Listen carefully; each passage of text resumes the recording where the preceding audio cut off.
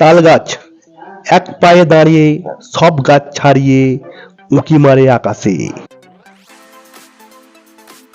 এই তালকে আমরা নানা পর্যায়ে খেতে পারি এবং এর উপকারিতা অপরিসীম। এই দিক দিয়ে দেখতে গেলে তাল অন্যান্য ফলের থেকে সব থেকে উঁচুতে।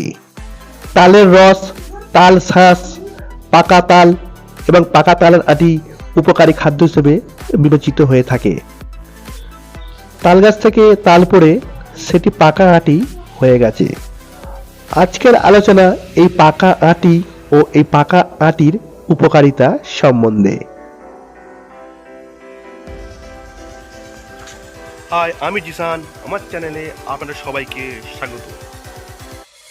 পাকা তাল থেকে তার কাইটুকু বের করে নিয়ে তার আটিগুলোকে দেখুন মাচা করে এইভাবে রেখে দিয়েছি।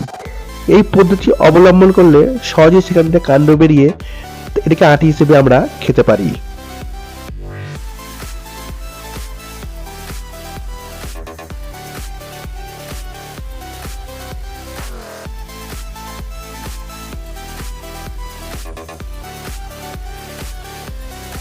কোনো কাঠের ওপর রেখে এই তাল আটিগুলি কাটবেন, কোনো ইটের ওপর রাখতে যাবেন না, এতে কাটারি ভোঁতা হয়ে যাওয়ার সম্ভাবনা থাকে। ঠিক কাণ্ডটি কেটে নিয়ে তার বরাবর কাটবেন। এটি কাটলে খুবই সহজ পদ্ধতিতে কাটা হবে। এটি খেতে খুবই সুস্বাদু এবং বেশ উপকারী। এতে রয়েছে অ্যান্টি অক্সিডেন্ট, যা রোগ প্রতিরোধ ক্ষমতা বৃদ্ধি করে এবং ক্যান্সারের মতো রোগ প্রতিরোধ করে। এতে রয়েছে ক্যালসিয়াম ও ফসফরাস, যা হাড় ও দাঁত ভালো রাখতে সাহায্য করে। এই পাকা তালাটির মধ্যে রয়েছে ভিটামিন এ, ভিটামিন সি ও ভিটামিন বি কমপ্লেক্স, যা দৃষ্টিশক্তি ভালো রাখে এবং আমাদের ত্বককে ভালো রাখতে সাহায্য করে।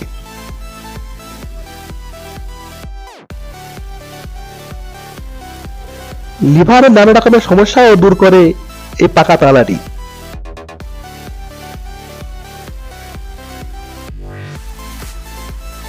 তাল আটি কাটার পর এটি চামচ দিয়ে এইভাবে বার করে নিতে হয়।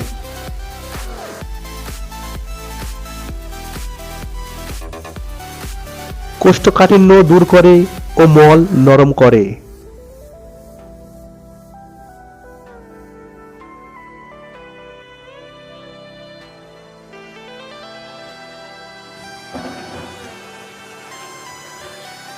ফল আটি বা অনেকে বলে, যাকে বলে তালের আটি, এটা খাওয়া খুবই উপকারী, খুবই উপকারী তালের আটি খাওয়া।